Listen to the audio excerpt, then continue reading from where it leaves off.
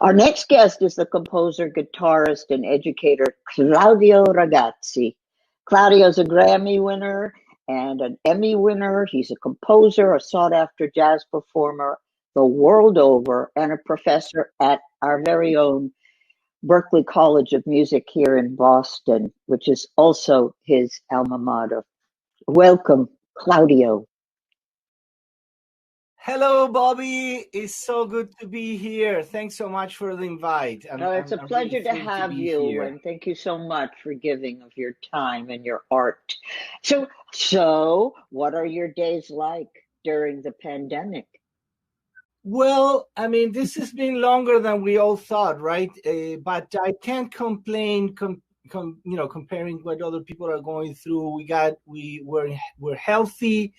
We're getting great food. I'm gaining a lot of weight on the other hand, which is not great. And that's why, I mean, I usually don't play the guitar, but no, I do play the guitar, but I'm putting this big guitar so you don't see how, my new, but yeah, we're doing well, considering, and it's been especially complicated in the last couple of weeks, knowing I haven't gone to the demonstrations, but my daughter has, and my stepdaughter has too, and now I can sort of like connect with how my mother felt when my brother and I used to go to these demonstrations during the military junta in Argentina in the mid-70s, when kids were actually getting killed and disappeared, So I'm seeing this whole thing from many different perspectives. I think we all are. I know for myself, I'm doing a lot of reading about racism and anti-racism. I highly recommend White Fragility to all of you out there. I think you used to play a lot of classical guitar, and so are you by any chance getting back to that while you're at home, or are you just moving forward with your jazz? Well, I tell you the truth. I've been always like this sort of like this eclectic type of musician. That I love so many different styles, and the guitar is a perfect instrument for. I mean, any instrument is perfect for that, but the guitar is particularly perfect because the guitar is one of these instruments that was able to like blend into the folklore of every nation, every region, and and you hear amazing guitarists from Madagascar and South Africa, and then you hear great guitarists from Brazil and and Ireland, and even Russia has an amazing. So I use the to answer your question, I use the classical guitar these days more as warm-up exercises. I would never perform a classical piece, in public, because there are people that do that so much better than I can do it. But I love to play, different composers, Villa-Lobos and Bach and Lauro from Venezuela and other composers, that is great for the technique, and then it really opens up your brain to other possibilities. Yeah, so I've been practicing a lot. I've been practicing. I hope it shows. I don't know. I think you need a little more work, Claudio. Now, if you had known me in college and you came to my door of my room, you would have seen me sitting on my bed with my guitar. I never went to class. I just tried to teach myself how to play the guitar. Now I'm onto the ukulele, which does not cover my stomach. Anyway, let's talk about. You don't need to.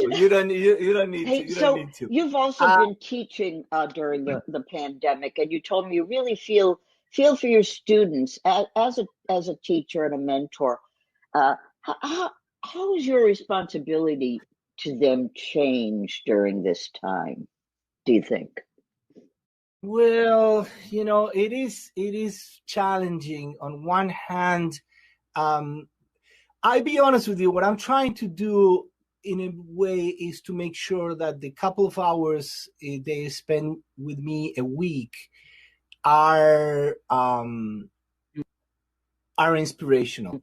Are not about I tell you what to do and follow my directions, but it's more about let's share the music, and let's share the art of music, and let's be in a community, which is incredible. The kids are so much better than I am, at least, to adjust to these new technologies and to talk to the computer like if the computer was a friend, So and I'm lucky to see that at least in my students, I got students, I got in one class, I got a guy in Russia, and I got a girl in South Africa, another in South Korea, another one in Taipei, and another one in Somerville, just to give you an example, So it's all these time zones, and it's really inspirational, to see how they're dealing with this.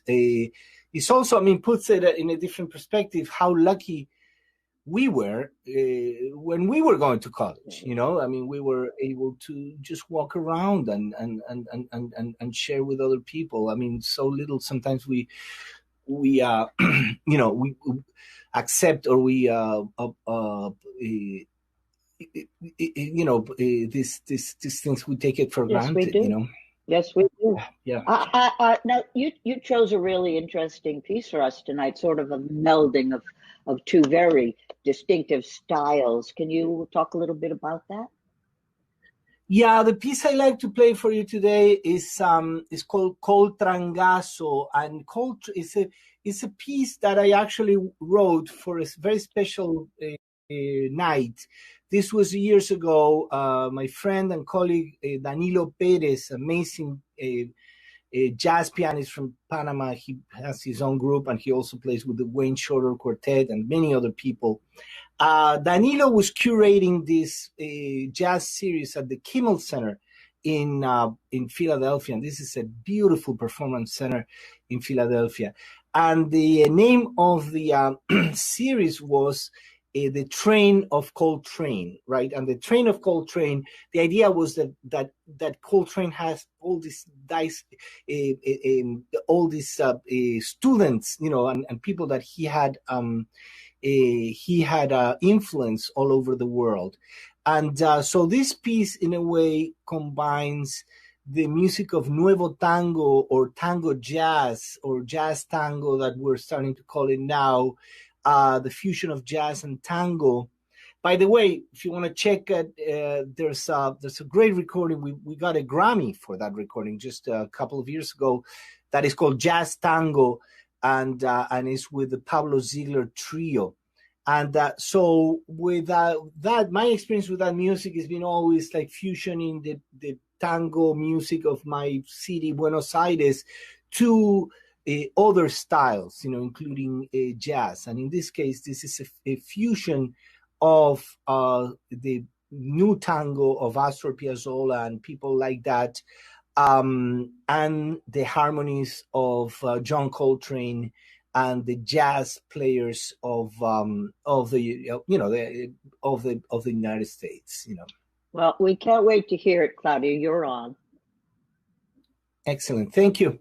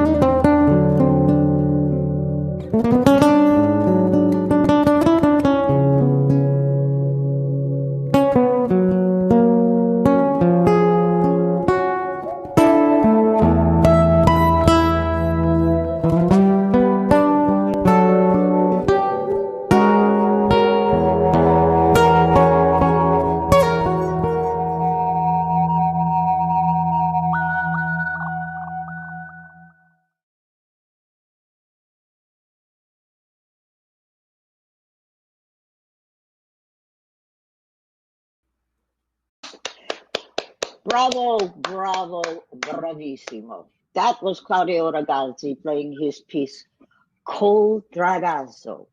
And it was so colorful and vivid. And you absolutely, absolutely, I could hear uh, uh, both composers so strongly coming through in that piece. It seems you're very open to so many influences in your work. And as I watched you play, I was noticing. I think you have more than six strings on your guitar. True? Yeah, you're right. You're right. I always played all my life. I've been trying to avoid this monster. I always play this six-string guitar. Right? That has only down to an E. Right? Sometimes in some classical pieces you tone it down to a D because there's always the feeling that the guitar doesn't go low enough. So this one has a low A. So this goes.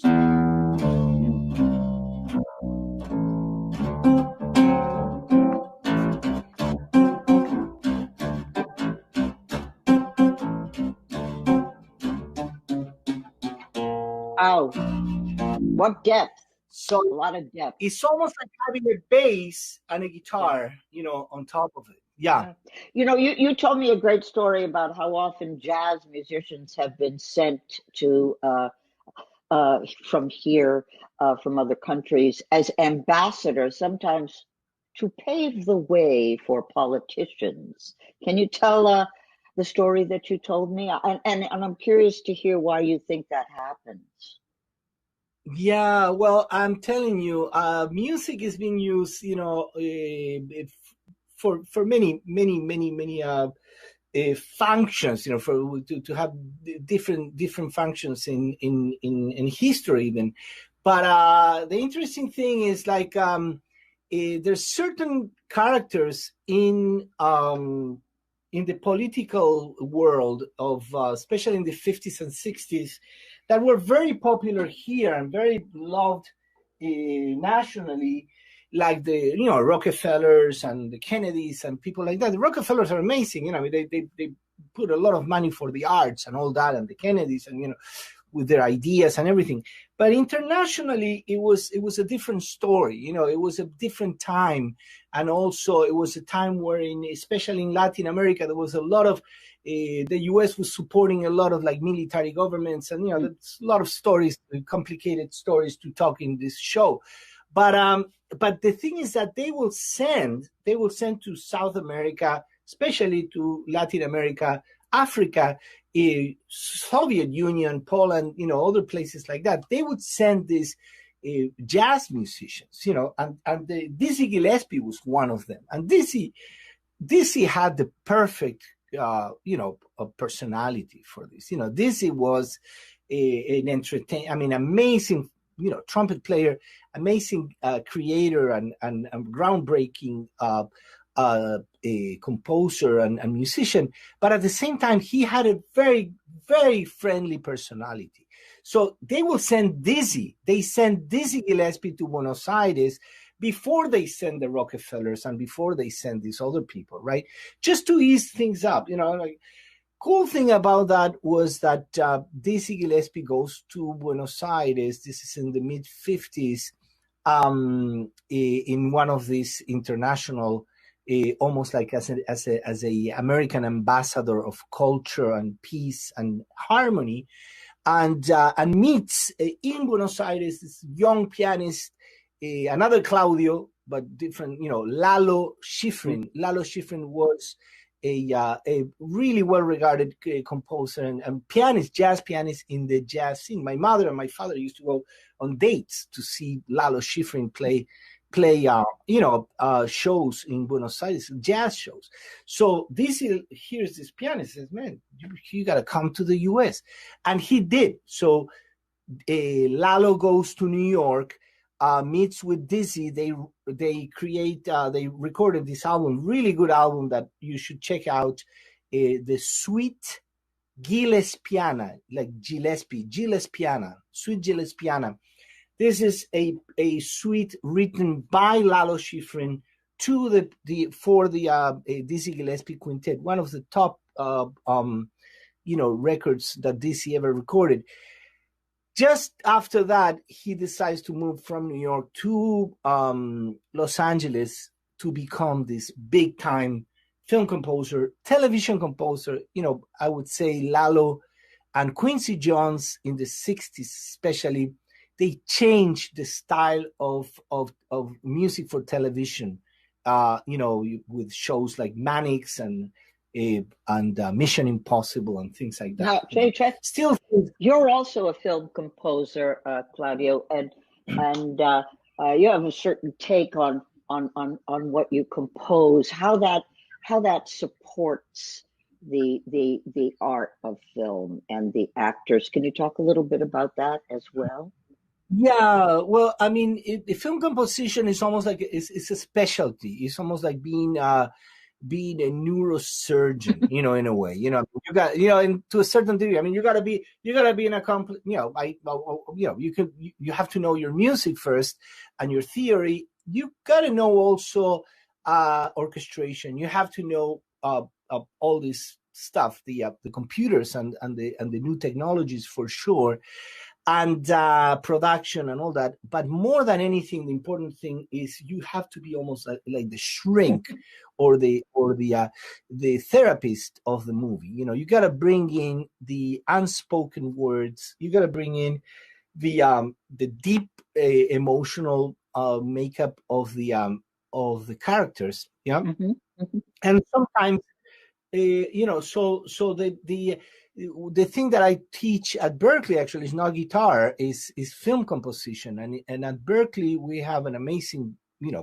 a program, probably one of the, actually, to be honest with you, I'm honored to be one of the best programs, film scoring programs in the world. And one of the key things that we do is that we teach the students to analyze the film and to analyze the characters and to go deep emotionally and capture the sound of that emotion. Yes. I know for myself, I'm just thinking of one time in particular when I was playing the stage manager in our town, and a wonderful composer did some underscoring for me, and it just changed the way I responded, the way I emoted, the way I felt. So it's really important. And I feel like, Claudia, I have learned so many things from you in this conversation, and I certainly would like to continue that. It's just been a true pleasure, and I hope to see you soon again, actually face to face, vis-a-vis.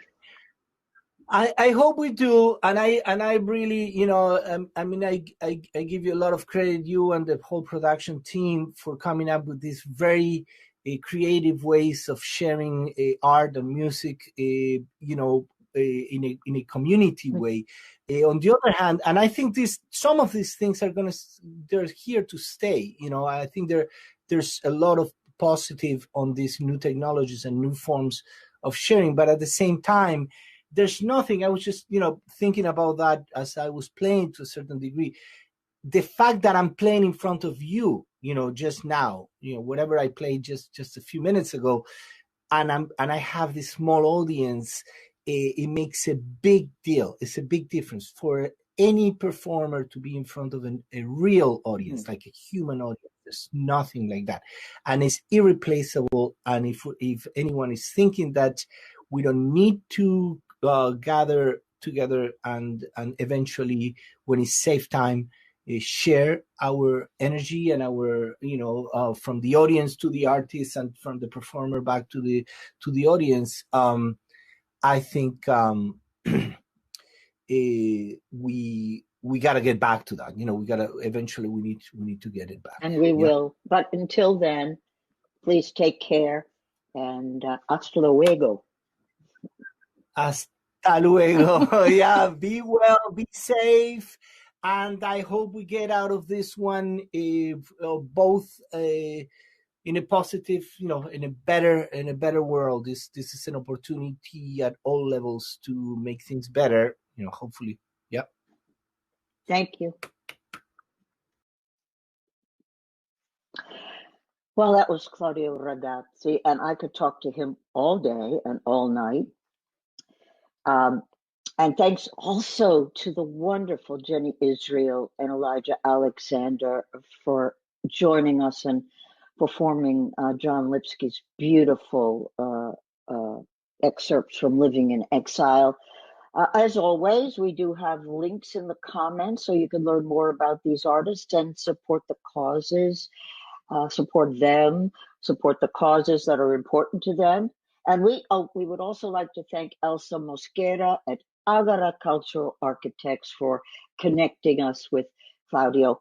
And if you'd like to see more from All Together Now, please follow, like, and subscribe on Facebook, YouTube, and Twitch. If you do that, you'll get a message when we have new content, and it also helps other people find the show, which we really appreciate. I want to leave you tonight with John Lipsky's epitaph. Dream.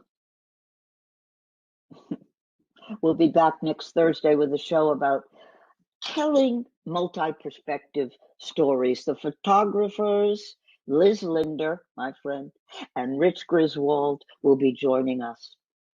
Until then, keep a song in your heart and hold a good thought. Good night.